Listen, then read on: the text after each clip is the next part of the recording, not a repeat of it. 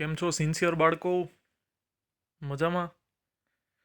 Last લેક્ચરમાં આપણે electrostatic potential એનર્જીની વાત કરી હતી અને એમાં સ્પેશિયલી આપણે વાત કરી હતી ઇલેક્ટ્રિક ડાયપોલની પોટેન્શિયલ એનર્જી. તો આગળ વધશું આજે આપણે.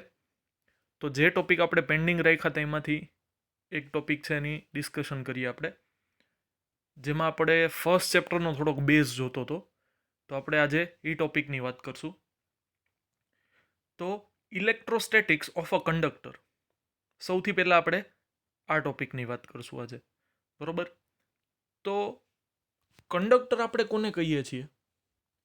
તો કે કંડક્ટર એવું મટીરિયલ છે કે જે ઇલેક્ટ્રિક ચાર્જીસ છે એને પોતાની અંદરથી ફ્લો થવા દે છે, બરોબર? It can carry electric charges from one and to another. હવે કઈ રીતે? તો કે કોઈ પણ મટીરિયલ હોય, બધું જ મટીરિયલ છે એ એટમ્સનું બનેલું હશે. તો એમાં બધા એટમ્સમાં કંડક્ટર મટીરિયલની અંદર જે ફ્રી ઇલેક્ટ્રોન્સ હશે એનો પ્રપોર્શન વધારે હશે.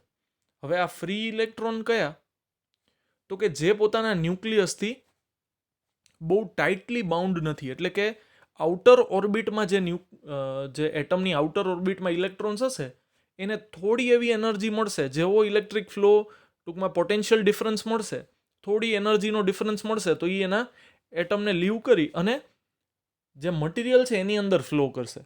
બટ એની લિમિટેશન શું? તો કે મટીરિયલની બહાર નહીં જઈ શકે.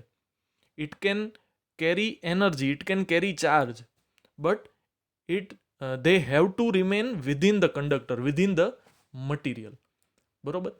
એટલે આ કેસમાં જ્યારે તમે એક કંડક્ટરની વાત કરો છો તો એ કંડક્ટર જ્યારે ઇલેક્ટ્રિક ચાર્જીસ એને મળશે, electric charge is nothing but energy, બરોબર?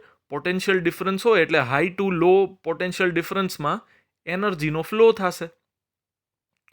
તો આ એનર્જી આવા જે કેરિયર્સ છે, જેને કેરિયર્સ કહેવાશે, આગળ તમે સેકન્ડ પાર્ટમાં એક ચેપ્ટર ભણશો સેમી કંડક્ટર્સ, એમાં તમે જોશો બે ટાઈપના કેરિયર્સ હોય, બરોબર? ઇલેક્ટ્રોન્સ હોય અને હોલ્સ પણ હોય. તો એ ત્યારનું ડિસ્કશન ત્યાર માટે રાખીએ. પણ અત્યારે જો તમે કંડક્ટર સાથે ડીલ કરો છો, સ્ટેડી કંડક્ટર, જો ઇલેક્ટ્રોસ્ટેટિક્સ આવે છે, સ્ટેટિક્સ મીન્સ સ્ટેશનરી કન્ડિશનની જ વાત થાય છે અત્યારે આપણે, કે જ્યારે કંડક્ટર સ્ટેડી હોય, બરોબર? મૂવ નથી કરતો. મૂવ કરશે તો શું થશે એ તો બહુ આખી અલગ જ સ્ટોરી છે, બરોબર? તો એની વાત તો પછી જ કરશું આપણે. પણ અત્યારે આપણે જોઈ સ્ટેડી હોય તો શું થશે એની વાત કરવાની છે. તો એમાં સૌથી પહેલી કેરેક્ટરિસ્ટિક છે કે inside a conductor electrostatic field is zero. Inside a conductor electrostatic field is zero. હવે ઇલેક્ટ્રોસ્ટેટિક ફિલ્ડ અંદરની બાજુ ઝીરો હોય એવું આપણે શેલના કેસમાં જોઈ ગયા કે જો એક શેલ ઉપર તમે યુનિફોર્મ ડિસ્ટ્રીબ્યુટેડ ચાર્જ હોય, બરોબર? તો હા, એના ઉપરથી જ યાદ આવ્યું, તમે બધા મહાનુભાવોએ લાસ્ટ લેક્ચરમાં મેં એક શેલ દોરી હતી, શેલની અંદર ઇલેક્ટ્રિક ફિલ્ડ ઝીરો કીધું હતું, અને શેલની બહારના કોઈ પોઈન્ટે જે આર ડિસ્ટન્સ ઉપર હોય ત્યાં ઇલેક્ટ્રિક ફિલ્ડનું ઇક્વેશન મેં આવું કંઈક લખ્યું હતું. અને તમે બધાય ખતરનાક હોશિયાર બાળકો, વાંક તમારો નથી, વાંક મારો છે, મેજર ફોલ્ટ મારો છે, બરોબર? પણ હું ત્યાં સ્ક્વેર કરતા ભૂલી ગયો હતો. મેં વીનું ઇક્વેશન આવું લખ્યું હતું, કે ક્યુ અપોન આર, અને ઈનું ઇક્વેશન પણ લખ્યું હતું કે ક્યુ અપોન આર. અને તમે જીનિયસ બાળકો, કોઈએ પણ, ખાલી એક જયંતિલાલને બાદ કરતા કોઈએ પણ મને મેસેજ કરી અને કીધું નહીં કે સર આ વસ્તુમાં પીડીએફમાં ભૂલ હતી. અને ચાલો કીધું નહીં એ સમજા, બરોબર? તમને શરમ આવે સરને કેમ કેવું કે સર તમારી ભૂલ હતી. ચાલો એ વાત તો જવા જ દઈએ. હોમવર્કમાં કોઈએ KQ/R² નથી લખ્યું, બધાએ KQ/R લખ્યું છે ઇલેક્ટ્રિક ફિલ્ડમાં. ઇલેક્ટ્રિક ફિલ્ડમાં બધાએ KQ/R લખ્યું છે. તો થોડુંક ધ્યાન આપતા જાઓ, બરોબર. હું રસ્તો ભટકી જાઉં તો તમારે મને માર્ગ ચીંધવાનો છે, બરોબર, એટલે કે રસ્તો દેખાડવાનો છે. તો આપણે કોઈ એક સ્ફિયરિકલ શેલની વાત કરીએ જેમાં યુનિફોર્મલી ડિસ્ટ્રીબ્યુટેડ ચાર્જ હોય, જેની ચાર્જ ડેન્સિટી હોય કંઈક, બરોબર, સિગ્મા જેટલી સરફેસ ચાર્જ ડેન્સિટી. તો એમાં આઉટસાઇડ ધ સ્ફિયર કોઈ પોઈન્ટ ઉપર તમારે ઇલેક્ટ્રિક ફિલ્ડ ફાઇન્ડ આઉટ કરવું હોય તો એ આ રીતે મળશે KQ/R². The charges behave as they all are concentrated at the center of the sphere. But inside the sphere, at each and every point, electric field will be 0. Electric field કેટલું થશે? તો કે 0 થશે. યાદ છે આવું કંઈક? તો એવું જ અહીંયા પણ આવ્યું છે. ઇલેક્ટ્રિક ફિલ્ડ છે એ 0 થશે, પણ આ વખતે આપણે વાત કરીએ છીએ કોઈ પણ શેપની. ખાલી આપણે સ્ફિયરિકલ જે આ શેલ છે એની વાત નથી કરતા, કોઈ પણ શેપની તમે વાત કરો, બરોબર. આ કાઢી નાખું છું. કોઈ પણ શેપની તમે વાત કરો, જો એ કંડક્ટર છે તો electric field inside the conductor will be 0. હવે સ્ટાન્ડર્ડ શેપ છે તો આપણે સ્ફિયર જ એઝ્યુમ કરીએ છીએ, પણ તમે કોઈ પણ શેપ એઝ્યુમ કરી શકો ને એ સાચું પડશે. ને એ શું કામે સાચું પડશે ને એનું ડિસ્કશન હમણાં આપણે કરશું. હવે સપોઝ કે આપણે એક આયનનો સ્ફિયર લઈએ, મેટલનો સ્ફિયર લઈએ. હવે મેટલ છે એ તો કંડક્ટર છે. Initially the sphere is neutral. Electric charge એની ઉપર કેટલો છે? 0 છે. હવે સપોઝ કે તમે એને એક એક્સટર્નલ ઇલેક્ટ્રિક ફિલ્ડમાં મૂકો છો. તમે જોઈ શકો છો એમ એક્સટર્નલ ઇલેક્ટ્રિક ફિલ્ડ છે અહીંયા છે. ધાર્યું સરસ મજાનું એક્સટર્નલ ઇલેક્ટ્રિક ફિલ્ડ. હવે એમાં જો તમે સ્ફિયરને મૂકો છો તો ઇલેક્ટ્રિક ફિલ્ડની ડિરેક્શન લેફ્ટ ટુ રાઈટ છે, બરોબર. તો અહીંયા ઓબ્વિયસલી નેગેટિવ ચાર્જીસ હશે, અહીંયા પોઝિટિવ ચાર્જીસ હશે. હવે ઇન્ડક્શન ઓફ ચાર્જમાં તમે જોયું હતું એમ કે જો આપણે ન્યુટ્રલ મેટલના સ્ફિયરની નજીક એક પોઝિટિવલી ચાર્જડ ગ્લાસનો રોડ લઈ જતા હતા તો શું થતું હતું? તો કે ઇલેક્ટ્રોન્સ બધા છે ને, બધા ઇલેક્ટ્રોન્સ છે ને એક સાઈડ ઉપર એટ્રેક્ટ થશે. આ કયા ઇલેક્ટ્રોન્સ? ફ્રી ઇલેક્ટ્રોન્સ, જે શેમાં હોય? કંડક્ટરમાં હોય. ઇન્સ્યુલેટરમાં આવું થશે નહીં. તો જે ફ્રી ઇલેક્ટ્રોન્સ હતા એ એક સાઈડ જમા થઈ ગયા, બરોબર. ફ્રી ઇલેક્ટ્રોન્સ એટ્રેક્ટ કોની તરફ થશે? તો કે પોઝિટિવ ચાર્જ તરફ. તો જ્યાંથી ઇલેક્ટ્રોન આવ્યા છે, શિફ્ટ થયા છે બીજી બાજુ, તો ત્યાં ઇલેક્ટ્રોન ઓછા થઈ જશે. તો ઇલેક્ટ્રોનની ડેફિશિયન્સી એટલે પોઝિટિવ ચાર્જ. તો તમને બીજા એન્ડ ઉપર કેવો ચાર્જ જોવા મળશે? Positive charge. તો તમને યાદ હોય તો આવું સેમ કંઈક છે ને પેરેલલ પ્લેટ કેપેસિટરમાંય થતું હતું જ્યારે આપણે વચ્ચે ડાઇલેક્ટ્રિક ઇન્સર્ટ કરતા હતા. યાદ છે? આ એક પ્લેટ પોઝિટિવલી ચાર્જ હોય તો એની નજીક નેગેટિવ ચાર્જ આવે, આ નેગેટિવ ચાર્જ હોય તો એની નજીક અહીંયા પોઝિટિવ ચાર્જ હોય. તો બે પ્લેટનું જે ઇલેક્ટ્રિક ફિલ્ડ હોય ને એનાથી ઓપોઝિટ એક ઇલેક્ટ્રિક ફિલ્ડ જનરેટ થાય. અહીંયા પણ એવું જ થશે. જો એક્સટર્નલ ફિલ્ડ કઈ ડિરેક્શનમાં છે? તો કે એક્સટર્નલ ફિલ્ડ આ ડિરેક્શનમાં છે, ઈ. તો ઇનસાઇડ ધ કંડક્ટર એક બીજું નવું ફિલ્ડ ઇન્ડ્યુસ થશે, કારણ કે ચાર્જ ઇન્ડ્યુસ થયા ને. ઇનિશિયલી ચાર્જ હતા? તો કે ના, ઇનિશિયલી ચાર્જ હતા નહીં, ચાર્જ ઇન્ડ્યુસ થયા છે. તો આ ઇલેક્ટ્રિક ફિલ્ડને પણ આપણે ઇન્ડ્યુસ્ડ ઇલેક્ટ્રિક ફિલ્ડ એટલે કે EI કહેશું. જો અહીંયા બધી જ વસ્તુ મેં ઓલરેડી લખેલી જ છે. તો આ ઇલેક્ટ્રિક ફિલ્ડને શું કહેશું? તો કે ઇન્ડ્યુસ્ડ ઇલેક્ટ્રિક ફિલ્ડ કહેશું, બરોબર. તો આ કેસમાં તમે જોઈ શકો છો એમ કે જ્યારે આપણે એક્સટર્નલ ઇલેક્ટ્રિક ફિલ્ડમાં એક કંડક્ટરને પ્લેસ કર્યો તો શું થયું? તો કે નેગેટિવ ચાર્જ છે એ ઇલેક્ટ્રિક ફિલ્ડથી ઓપોઝિટ ડિરેક્શનમાં ડિસ્પ્લેસ થયા, એટલે કે જે આ સ્ફિયરમાં તમે જુઓ છો એમાં લેફ્ટ સાઈડ, અને જે પોઝિટિવ ચાર્જ છે એ ઇલેક્ટ્રિક ફિલ્ડની ડિરેક્શનમાં એટલે કે સ્ફિયરમાં રાઈટ સાઈડ કલેક્ટ થયા, જેને આપણે શું કહીએ છીએ? ઇન્ડક્શન કહીએ છીએ, ઇન્ડક્શન ઓફ ચાર્જીસ. અને આના લીધે એક નવું ઇલેક્ટ્રિક ફિલ્ડ જનરેટ થયું જે ઓપોઝ કરે છે. હવે જો ઇલેક્ટ્રિક ફિલ્ડ હોય તો શું થાય? તો કે ઇલેક્ટ્રિક ફિલ્ડ હોય ને તો ઇલેક્ટ્રિક ફોર્સ પણ લાગે.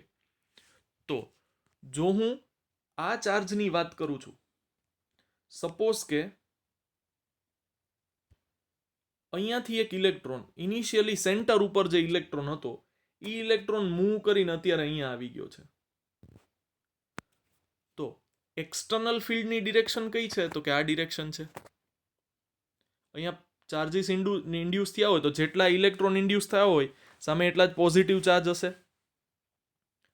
તો ઇલેક્ટ્રિક ફિલ્ડની જે વાત કરીએ કે ઇલેક્ટ્રિક ફિલ્ડ જનરેટ થવાનું જે રીઝન છે, બરોબર, તો અહીંયા પોઝિટિવ ચાર્જ હતા ને અહીંયા નેગેટિવ ચાર્જ હતા. તો થશે શું? તમે ઇમેજિન કરો આ એક નેગેટિવ ચાર્જને. હવે આ નેગેટિવ ચાર્જ ઉપર બે ઇલેક્ટ્રિક ફિલ્ડ લાગે છે કે નહીં? એક એક્સટર્નલ ઇલેક્ટ્રિક ફિલ્ડ અને એક ઇન્ડ્યુસ્ડ ઇલેક્ટ્રિક ફિલ્ડ. તો ઇટ મીન્સ આ નેગેટિવ ચાર્જને આ પોઝિટિવ ચાર્જ પુલ કરશે. આ હશે એક્સટર્નલ ઇલેક્ટ્રિક ફિલ્ડના લીધે, તો આ થશે QE. અને બીજું કોણ એને એટ્રેક્ટ કરશે? તો કે કંડક્ટરની અંદર જ જે પોઝિટિવ ચાર્જ છે એ પણ એને એટ્રેક્ટ કરશે, બીકોઝ નેગેટિવને તો બે બાજુથી પોઝિટિવ એટ્રેક્ટ કરશે. તો એ હશે QEI, બીકોઝ આ કેસમાં ઇન્ડ્યુસ્ડ ઇલેક્ટ્રિક ફિલ્ડ વર્ક કરે છે, બરોબર. તો ચાર્જ ત્યાં સુધી મૂવ કરવાનું બંધ નહીં કરે જ્યાં સુધી આ બે ઇક્વલ ન થઈ જાય. આ બે ઇક્વલ ન થઈ જાય. ઇટ મીન્સ ચાર્જ છે એ લિટરલી આમ જે કંડક્ટર હોય ને એની અંદર ઢસડાશે. એને ડ્રિફ્ટ વેલોસિટી કહેવાય એની, જે આપણે 3rd ચેપ્ટરમાં ડિટેલમાં સ્ટડી કરશું. બટ એ ડ્રિફ્ટ થશે, બરોબર. આમ કારની ડ્રિફ્ટ તમે નામ સાંભળ્યું હશે. આમ સરસ મજાના આમ ટાયર છે એ ઢસડાતા જતા હોય, આમ ધુમાડા નીકળતા હોય, ડ્રિફ્ટ કંઈક એવો વર્ડ છે એના માટે પર્ટિક્યુલર. તો એ જ રીતે અહીંયા ચાર્જીસ પણ ડ્રિફ્ટ કરતા કરતા છે એ મૂવ કરશે. હવે ક્યાં સુધી મૂવ કરશે? તો કે જ્યાં સુધી બે ફોર્સ છે ને ઇક્વલ ન થઈ જાય, એટલે કે એ ડ્રિફ્ટ કરવાનું બંધ ન કરી દે ત્યાં સુધી ચાર્જીસ છે ને એ કંડક્ટરની અંદર મૂવ કરતા જ રહેશે. બટ એક સિચ્યુએશન એવી આવી જશે જ્યારે EI એટલે કે ઇન્ડ્યુસ્ડ ઇલેક્ટ્રિક ફિલ્ડ અને એક્સટર્નલ ઇલેક્ટ્રિક ફિલ્ડ બે ઇક્વલ થઈ જશે. ત્યારે શું થશે? તો કે બે ફોર્સ છે QE અને QEI બે સેમ મેગ્નિટ્યુડના અને ઓપોઝિટ નેચરના થશે. તો ઇટ મીન્સ હવે ચાર્જ ઉપર નેટ એક્સટર્નલ ફોર્સ છે કેવો થઈ જશે? 0 થઈ જશે.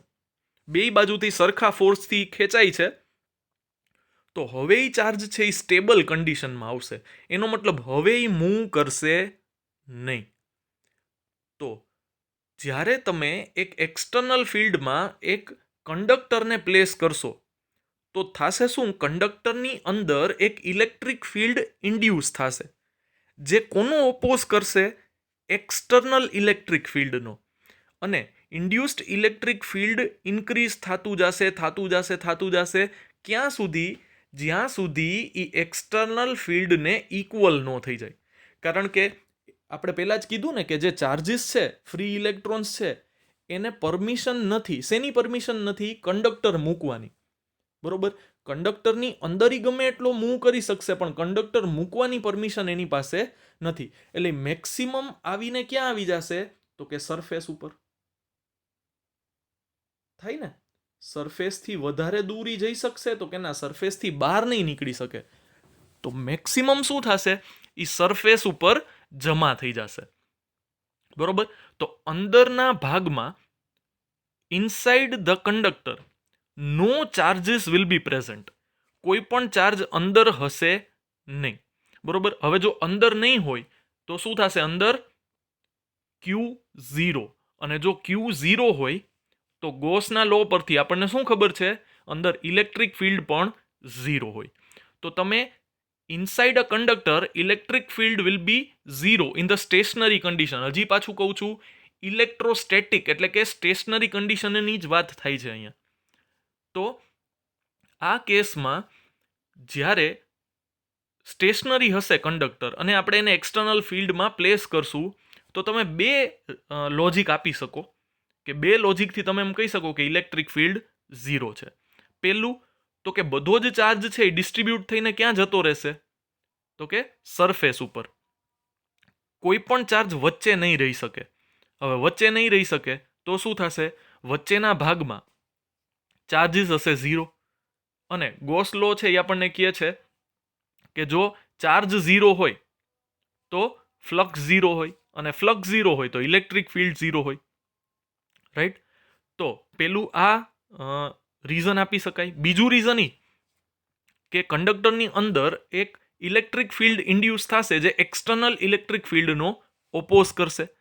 અને આ પ્રોસેસ ત્યાં સુધી ચાલુ રહેશે જ્યાં સુધી એક્સટર્નલ ઇલેક્ટ્રિક ફિલ્ડ અને ઇન્ડ્યુસ્ડ ઇલેક્ટ્રિક ફિલ્ડ બે સેમ ન થઈ જાય. એટલે કે બેયનો ટોટલ કેટલો થશે, તો કે બેયનો ટોટલ ઝીરો થશે. બિકોઝ ઇલેક્ટ્રિક ફિલ્ડ છે એ વેક્ટર ક્વોન્ટિટી છે, મેગ્નિટ્યુડ સેમ છે, ડિરેક્શન ઓપોઝિટ છે. ઇટ મીન્સ બેયનો ટોટલ થશે ઝીરો. તો જો અહીંયા લખ્યું છે મેં, inside a conductor E plus EI, it means external electric field and induced electric field નો ટોટલ થવો જોઈએ ઝીરો. તો કે charges keep on moving, they drift until all the charges experience zero electric force. Zero electric ફોર્સનો means કે બે force એકબીજાની opposite ડિરેક્શનમાં અને સેમ મેગ્નિટ્યુડના નો થઈ જાય ત્યાં સુધી આ પ્રોસેસ ચાલુ રહેશે. તો આ હતું ફર્સ્ટ સ્ટેટમેન્ટ કંડક્ટર્સ માટે કે inside a conductor electrostatic field is zero. બરોબર? સરસ મજાનો એક લાંબો એવો ઊંડો એવો શ્વાસ લઈ લ્યો. બરોબર? કપાલભાતી કરી લ્યો એક બે, પછી આગળ વધીએ. સેકન્ડ સ્ટેટમેન્ટ શું કહે છે, તો કે સેકન્ડ સ્ટેટમેન્ટ એવું કહે છે કે at the surface of a charge conductor electrostatic field must be normal to the surface at every point. પહેલા તો આપણે આ સ્ટેટમેન્ટને ડાયજેસ્ટ કરીએ. તો કે at the surface of the charge conductor electrostatic field must be normal to the surface at every point. તો જો ઈ સ્ટેટમેન્ટ આવું કંઈક કહેવા માંગે છે. બસ ભાઈ, જો ઇલેક્ટ્રિક ફિલ્ડ છે એ ઇલેક્ટ્રિક ફિલ્ડ કંડક્ટરમાં ઈચ એન્ડ એવરી પોઈન્ટ ઉપર સરફેસને છે ને નોર્મલ થવું જોઈએ. બિકોઝ આપણે શું કીધું કે જે કંડક્ટર છે એની અંદર ઇલેક્ટ્રિક ફિલ્ડ કેવું હોવું જોઈએ, તો કે ઝીરો. બરોબર? હવે ફોર એક્ઝામ્પલ આ સરફેસ છે, આ ઇલેક્ટ્રિક ફિલ્ડ છે, તો આ બે એકબીજાને નોર્મલ છે, પરપેન્ડિક્યુલર. રાઈટ? પણ સપોઝ કે ઇલેક્ટ્રિક ફિલ્ડ છે ને એ આ રીતે નોર્મલ નથી. જો મેં બાકી બધી જ જગ્યાએ નોર્મલ ડ્રો કર્યું છે. જો સરફેસને નોર્મલ તમે બધી જ જગ્યાએ એઝ્યુમ કરી શકો. બરોબર? પણ એક જગ્યાએ મેં એ સરફેસ સાથે થીટા એંગલ ક્રિએટ કરતો હોય ને એવી રીતે એને ડ્રો કર્યો છે. જો આ કેસમાં હવે અહીંયા શું થશે, સપોઝ કે ઇલેક્ટ્રિક ફિલ્ડ છે એ સરફેસ સાથે થીટા એંગલ ક્રિએટ કરે છે, તો શું થશે, તો કે તમે એને બે પાર્ટમાં રિઝોલ્વ કરી શકો. એક પરપેન્ડિક્યુલર ટુ ધ સરફેસ અને એક પેરેલલ ટુ ધ સરફેસ. કારણ કે સરફેસ આવી કંઈક થશે ને, તો આ છે એ પેરેલલ થઈ ગયું, ઈ કોસ થીટા, અને ઈ સાઇન થીટા છે એ પરપેન્ડિક્યુલર થઈ ગયું. હવે પરપેન્ડિક્યુલર વાળો જે પોર્શન છે ને, ઈ ફોર્સ શું કરશે, તો કે ઇલેક્ટ્રિક ચાર્જને બહાર લઈ જવાની ટ્રાય કરશે. પણ ઇલેક્ટ્રિક ચાર્જ બહાર જઈ શકે એમ જ નથી, અને ઇન્ડ્યુસ્ડ ઇલેક્ટ્રિક ફિલ્ડ છે એને અંદર રાખવાની ટ્રાય કરશે. બે એકબીજાની ઇફેક્ટ કરી નાખશે ઝીરો. બટ અહીંયા શું થશે, જો ઈ કોસ થીટાની આપણે વાત કરીએ તો ઈ કોસ થીટા શું થશે, તો કે ઈ કોસ થીટા તો હજી એ ચાર્જને મૂવ કરાવશે. ઈ કોસ થીટા હજી એ ચાર્જને શું કરશે, મૂવ કરાવશે. અને charges inside a conductor after they settle down A move કરશે નહીં. બરોબર? એ ઓલવેઝ સ્ટેબલ કન્ડિશનમાં જ રહેશે. આપણે કીધું ને ત્યાં સુધી ઇન્ડ્યુસ ઇલેક્ટ્રિક ફિલ્ડની વેલ્યુ ઇન્ક્રીઝ થતી જશે જ્યાં સુધી બે સેમ મેગ્નિટ્યુડને ઓપોઝિટ ડિરેક્શનમાં ના આવી જાય. તો હવે એક વખત એ સ્ટેબલ થઈ ગયું છે તો પછી એની ઉપર કોઈ નેટ ફોર્સ લાગે એવી તો પોસિબિલિટી છે જ નહીં. એટલે તમને કોઈ દિવસ ઇલેક્ટ્રિક ફિલ્ડ એવી ડિરેક્શનમાં નહીં મળે કે જ્યાં તમને નેટ ઇલેક્ટ્રિક ફોર્સ મળે. અને એ direction always perpendicular to the surface જ હશે. બરોબર. કંડક્ટરને આપણે ઓલવેઝ સ્ફિયર એઝ્યુમ કરીએ છીએ સ્ટાન્ડર્ડ શેપ માટે, પણ કંડક્ટર કોઈ પણ શેપના હોઈ શકે. બરોબર. આપણે બસ કંડક્ટરની વાત નથી કરતા અત્યારે, મટીરિયલની વાત કરીએ છીએ. બરોબર. એટલે શેપ તમે જોઈ શકો છો, મેં અનઇવન શેપ લીધો છે. કોઈ પણ શેપના હોઈ શકે. ઓલવેઝ છે એને ઇલેક્ટ્રિક ફિલ્ડ છે, ઇલેક્ટ્રિક ફિલ્ડ લાઇન્સ એ ઓલવેઝ સરફેસને પરપેન્ડિક્યુલર જ હશે. બરોબર. તો ફોર એક્ઝામ્પલ આવી કોઈક સરફેસ હોય સરસ મજાની, બરોબર. તો અહીંયા આ પોઈન્ટ ઉપર ઇલેક્ટ્રિક ફિલ્ડ લાઇન્સ આ ડિરેક્શનમાં હશે ને આ પોઈન્ટ ઉપર ઇલેક્ટ્રિક ફિલ્ડ લાઇન્સ આ ડિરેક્શનમાં હશે, પરપેન્ડિક્યુલર ટુ ધ સરફેસ. બરોબર. આગળ જતા શું થઈ જશે? એ બેન્ડ થઈ જશે, because we know that electric field lines do not intersect each other. બરોબર. કોઈ દિવસ ઇન્ટરસેક્ટ કરે નહીં, એટલે એ બેન્ડ થઈ જશે. રાઈટ. તો ઓલવેઝ પરપેન્ડિક્યુલર જ રહેશે. તો આ કોન્સેપ્ટનો યુઝ કરી અને એક બહુ જ કોમન ક્વેશ્ચન છે જે પૂછાય છે, અને કોન્સેપ્ટ વાઇઝ બહુ સરસ ક્વેશ્ચન છે જે MCQsમાં પૂછાઈ શકે.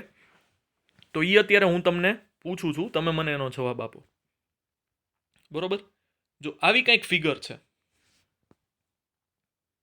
જેમાં આ જે તમે જોવો છો ને એ એક કંડક્ટર છે. બરોબર. અને જે આ ABCD લાઇન્સ છે ને એ ઇલેક્ટ્રિક ફિલ્ડ લાઇન્સ છે. બરોબર.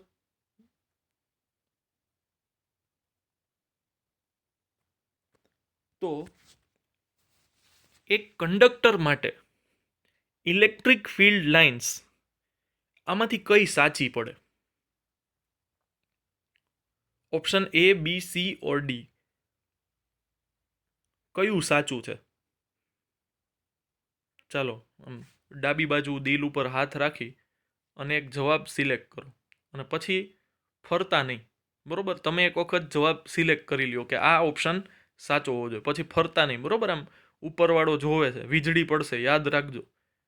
થઈ ગયો જવાબ સિલેક્ટ? પોઝ કરી અને વિચારી લ્યો, જવાબ સિલેક્ટ કરી લ્યો, પછી આપણે આગળ વધીએ.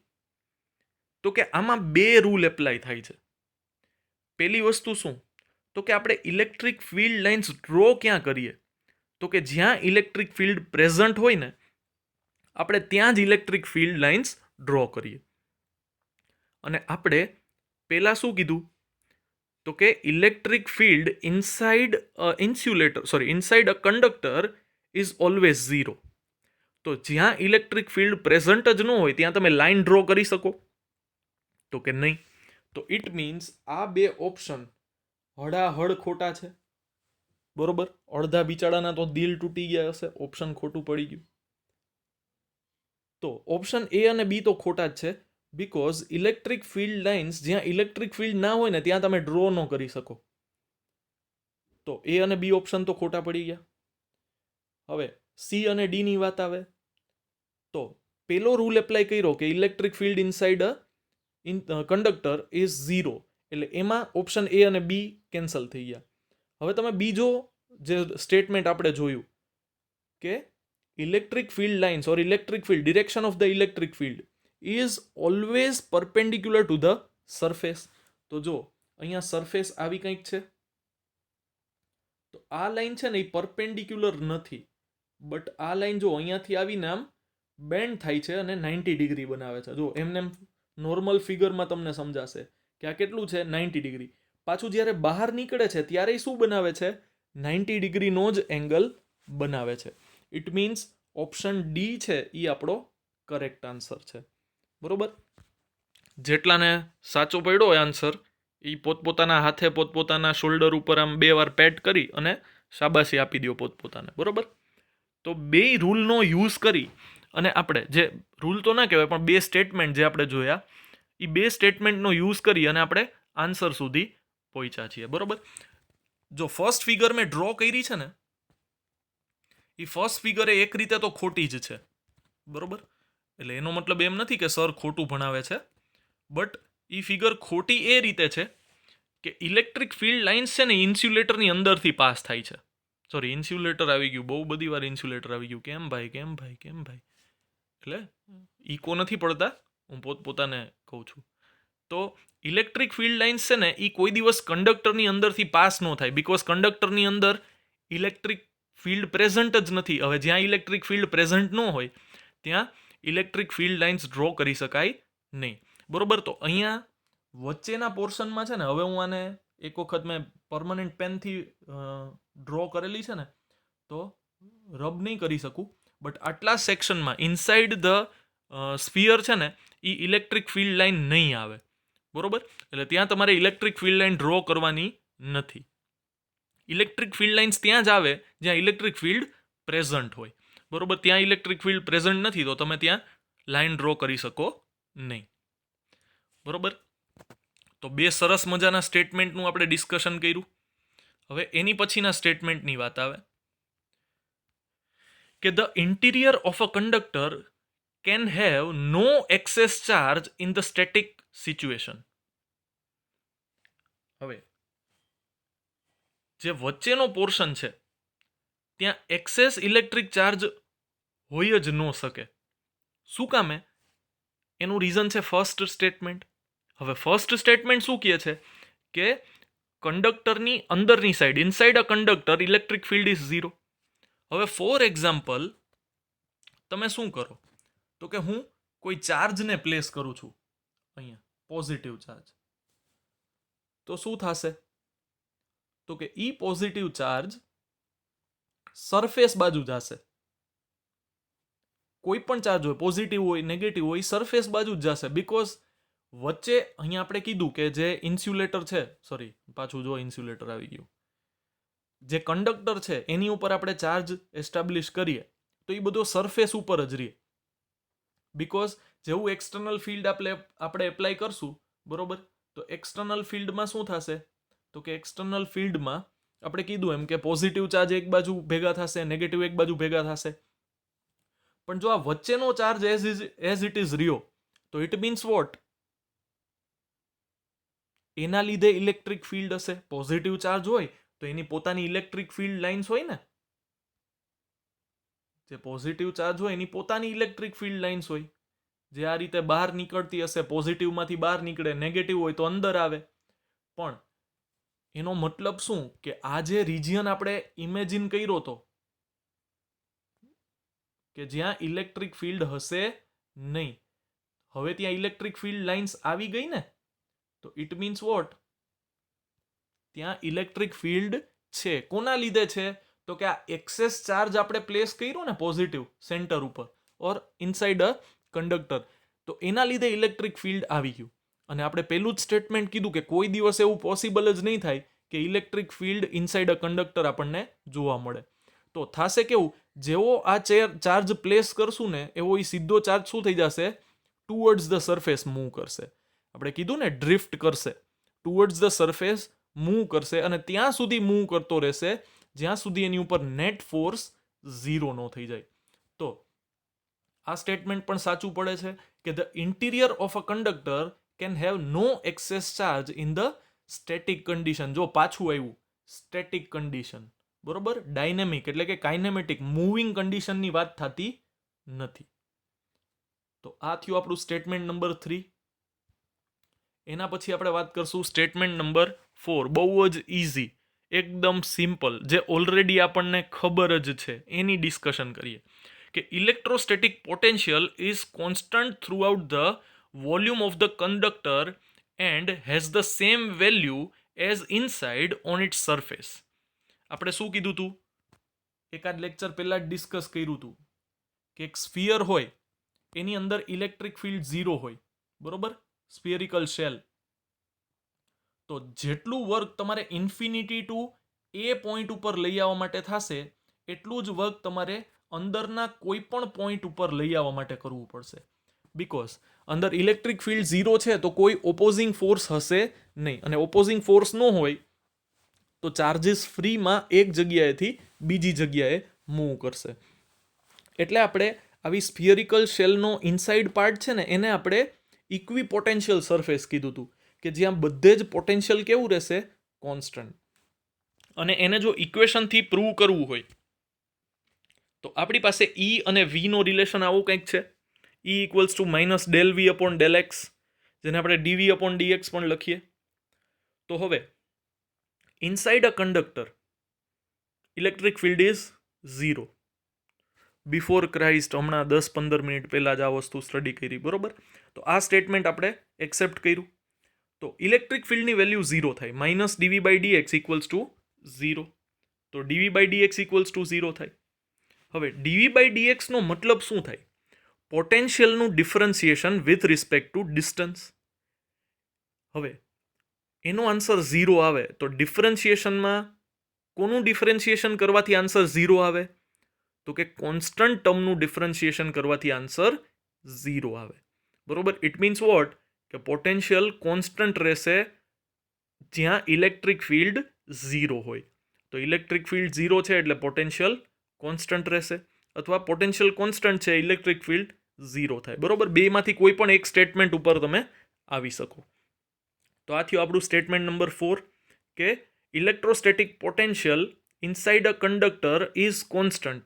હવે કોન્સ્ટન્ટ તો હશે, કોના જેટલું કોન્સ્ટન્ટ હશે? તો કે જેટલું સરફેસ ઉપર હશે ને એટલું જ અંદર હશે, ઇનસાઇડ હશે. અને કંડક્ટર કોઈ પણ શેપનું હોઈ શકે, એ આપણે દર વખતે કહીએ જ છીએ, બરોબર? એના પછી electric field at the surface of a charged conductor. હવે આપણે પહેલાં જ કીધું કે એક કંડક્ટર લ્યો, એની ઉપર ચાર્જ મૂકો તો એ બધો જ ચાર્જ ઓલવેઝ ક્યાં સેટલ થશે? તો કે સરફેસ ઉપર.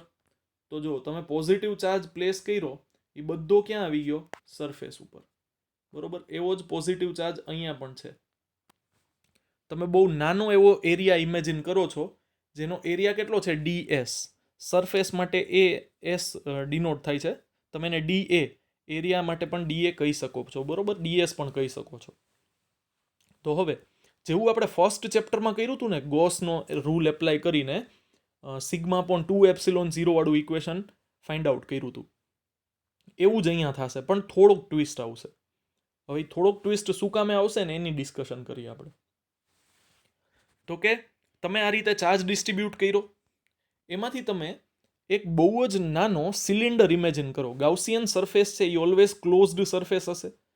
તો આ કેસમાં આપણે ગાઉસિયન સરફેસ છે ને એ નાનકડો એવો સિલિન્ડર ઇમેજિન કરીએ છીએ, જેનું ક્રોસ સેક્શનલ એરિયા ds છે. તો આપણી પાસે ફ્લક્સના બે ઇક્વેશન છે, એક E ડોટ A. આ કેસમાં તમે area, very small area ds imagine કર્યો છે. તો આટલા સ્મોલ એરિયામાં સરફેસ ઉપર ચાર્જ પણ સ્મોલ હશે, તો એને આપણે dq કહીએ. તો મારી પાસે ફ્લક્સના બે ઇક્વેશન છે, E ડોટ A અને q અપોન એપ્સિલોન 0. તો આ કેસમાં એરિયા સ્મોલ છે એટલે ds કહીએ, E ડોટ ds, અને ચાર્જ પણ સ્મોલ છે એટલે આપણે એને dq કહીએ. તો dq અપોન એપ્સિલોન 0, રાઈટ? તો આપણી પાસે આ કેસમાં સરફેસ ચાર્જ ડેન્સિટી છે સિગ્મા. તો સિગ્મા ઇક્વલ્સ ટુ થશે dq અપોન ds. તો એમાંથી dq ને લીડ બનાવીએ તો એ થશે સિગ્મા ઇન્ટુ ds. હવે બે ઇક્વેશન ફ્લક્સના જ છે, તો બેને કમ્પેર કરી નાખીએ. તો E dot ds equals to dq upon epsilon 0. હવે એમાંથી હું dq ની વેલ્યુ પ્લોટ કરું તો શું થશે? E dot ds equals to dq ના પ્લેસ ઉપર હું સિગ્મા ds લખું છું, ડિવાઈડ બાય એપ્સિલોન 0 આવશે. હવે ds અને ds શું થશે? કટ થઈ જશે. તો રિમેનિંગ શું રહેશે? E equals to sigma upon epsilon 0. તો આ કેસમાં તમે જુઓ ઇલેક્ટ્રિક ફિલ્ડ કેટલું આવ્યું? સિગ્મા અપોન એપ્સિલોન 0, બરોબર? હવે આવું શું કામે? તો કે જો અહીંયા તમને એક જ સરફેસ ઉપર આ કેસ જોવા મળે છે. ઇલેક્ટ્રિક ફિલ્ડ છે ને એ તમને ઇલેક્ટ્રિક ફિલ્ડ લાઇન્સ આ જ ડિરેક્શનમાં બહાર જાતી જોવા મળશે. અંદર ફિલ્ડ કેવું હોય? 0. ઇટ મીન્સ તમને આ સરફેસ સાથે કોઈ ફ્લક્સ મળશે નહીં. ફ્લક્સ ખાલી મળશે કઈ સરફેસ પર? તો કે જે કંડક્ટરની બહારની બાજુ છે. આઉટસાઇડ ધ કંડક્ટર જે સરફેસ હશે ને સિલિન્ડ્રિકલ, એ તમને આન્સર આપશે. ઇનસાઇડ ધ કંડક્ટર તમને ફ્લક્સનો આન્સર આપશે નહીં. અને જ્યાં ફ્લક્સ પ્રેઝન્ટ ન હોય ત્યાં ઇલેક્ટ્રિક ફિલ્ડ પણ પ્રેઝન્ટ ના હોય. તો હવે ઇલેક્ટ્રિક ફિલ્ડ છે, ઇલેક્ટ્રિક ફિલ્ડ સ્કેલર ક્વોન્ટિટી નહીં, વેક્ટર ક્વોન્ટિટી. તો વેક્ટર ક્વોન્ટિટી હોય તો ડિરેક્શન પણ હોય, અને electric field always perpendicular to the surface હશે. બરોબર? તો જેને આપણે નોર્મલ કહીએ છીએ, એટલે નોર્મલની ડિરેક્શન આપણે n કેરેટથી ઇન્ડિકેટ કરીએ છીએ. તો જો અહીંયા લખ્યું છે E equals to sigma upon epsilon 0 n caret. टपा पड़ता है ना कि नहीं पड़ता है? तो आ तमने electric field at the surface और electric field at the point just outside the conductor, आने तमे एम लखी सको कि just outside the surface of the conductor. बरोबर? तो एना पछीना पॉइंटनी वात करीए आपणे, जे छे इलेक्ट्रोस्टेटिक शील्डिंग. હવે ઇલેક્ટ્રોસ્ટેટિક શિલ્ડિંગ શું છે? તો કે સપોઝ કે કોઈ કંડક્ટરની અંદર એક કેવિટી છે. કેવિટી યાદ આવે છે? બહુ ચોકલેટ્સ ન ખાવી, બાકી દાંતમાં કેવિટી થઈ જશે. તો બસ એ કેવિટી. બરોબર? કેવિટી આવી ગઈ છે, ખતરનાક કેવિટી છે. બરોબર? તો આ કેવિટી છે ઇનસાઇડ અ કંડક્ટર. તો જો ચાર્જડ કંડક્ટર હોય તો વચ્ચે ફોર્મ થઈ જશે કેવિટી. હવે કેવિટી ફોર્મ થશે ને એટલે આ એક હોલોસ્ફિયર જેવું થઈ ગયું કે નહીં? વિચારી જુઓ તમે, કેવિટી છે એ હોલોસ્ફિયર જેવું થઈ ગયું કે નહીં? હવે હોલોસ્ફિયરની અંદર ઇલેક્ટ્રિક ફિલ્ડ કેવું હોય? ઇલેક્ટ્રિક ફિલ્ડ ઇનસાઇડ અ હોલોસ્ફિયર હમણાં જ જોયું, 0. ઇટ મીન્સ જો એક્સટર્નલ ઇલેક્ટ્રિક ફિલ્ડ આવશે તો શું થશે? કે આ રીતે એન્ટર તો થશે, પછી શું થઈ જશે? બીજી બાજુથી એક્ઝિટ થશે. But inside the conductor electric field કેવું થઈ જશે? 0 થઈ જશે. તો તમને એમ વિચાર આવતો હશે કે સર કંડક્ટરની અંદર આપણે શું કામે બનાવવું જ જોઈએ આવું કંઈ કેવિટી જેવું ના ને તેને? તો હવે સપોઝ કે તમારો મોબાઈલ ફોન છે, બરોબર? એને તમે એક્સટર્નલ ફિલ્ડમાં મૂકશો ને તો એ મિસબિહેવ કરવા માંડશે. આમ ટીવીમાં ઘણી વખત છે ને કંઈક કોઈ સર્ટેન રીઝનના લીધે છે ને આમ તમે ડિવાઇસ, કોઈ ઇલેક્ટ્રોમેગ્નેટિક ડિવાઇસ મોબાઈલને કે એની બાજુમાં મૂકો ને તો ટીવીમાંથી ઓલું ઝૂમ ઝૂમ ઝૂમ એવું કંઈક અવાજ આવવા માંડે. સ્ક્રીન છે ને એ થોડીક ડિસ્ટોર્ટ થવા માંડે. બિકોઝ જે ઇલેક્ટ્રિક ફિલ્ડ છે એ અને મેગ્નેટિક ફિલ્ડ આપણે સ્ટડી કરશું લેટર કે બે એકબીજા સાથે કે કઈ રીતે કોરિલેટેડ છે. તો એ જ્યારે એકબીજાને ઇન્ટરફિયર કરશે ને તો સિગ્નલ ટ્રાન્સમિશનમાં ડિસ્ટર્બન્સ થશે. અને જો બહુ વધારે પોટેન્શિયલ ડિફરન્સ હોય, ઇલેક્ટ્રિક ફિલ્ડ બહુ સ્ટ્રોંગ હોય, તો એ એને પરમનન્ટલી ડેમેજ પણ કરી શકે.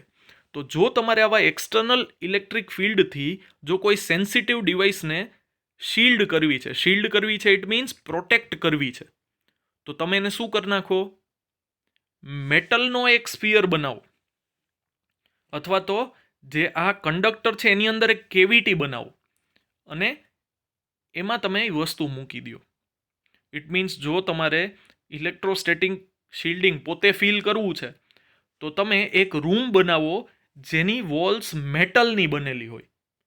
જેની વોલ્સ મેટલની બનેલી હોય. હા, તમે સાચું જ સાંભળો છો, મેટલની બનેલી હોય ને એ ઇલેક્ટ્રિક ફિલ્ડથી, એક્સટર્નલ ઇલેક્ટ્રિક ફિલ્ડથી એ એને પ્રોટેક્ટ કરશે. અને આ જે પ્રોસેસ થાય છે એને કહેવાશે ઇલેક્ટ્રોસ્ટેટિક શિલ્ડિંગ. બરોબર? Inside the cavity or inside the hollow sphere electric field is 0. કોઈ ઇલેક્ટ્રિક ફિલ્ડ ત્યાં ઇફેક્ટ કરશે નહીં. પડતા હે કે નહીં પડતા હે ટપ્પા? પડતા હે તો આગે बढ़ता है. તો આ થયા આપણા 6 સ્ટેટમેન્ટ, બરોબર, જે કંડક્ટર સાથે એસોસિએટેડ છે. બીજા આવશે ઇન્સ્યુલેટર. એની આપણે નેક્સ્ટ લેક્ચરમાં ડિસ્કશન કરશું કે ઇન્સ્યુલેટર સાથે કઈ રીતે બિહેવ કરશે એક્સટર્નલ ઇલેક્ટ્રિક ફિલ્ડ. બરોબર? પોલરાઇઝેશન જેવું કંઈક આવશે. તો આપણે આજે ટોપિક આપણે આજે ભણ્યા ને એની ઉપર બેઝડ એક એક્ઝામ્પલ છે, એ આપણે સોલ્વ કરી લઈએ. બરોબર? તો એ એક્ઝામ્પલ આવું કંઈક કહે છે,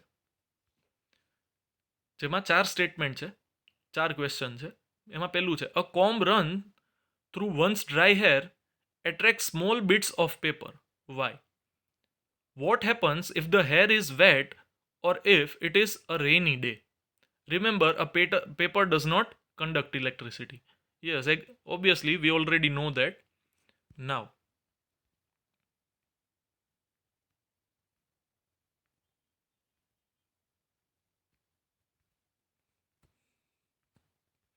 સરસ, ચાલો. હું આમાં પેપર એડ કરતા ભૂલી ગયો છું, લાસ્ટ પેજ. બરોબર?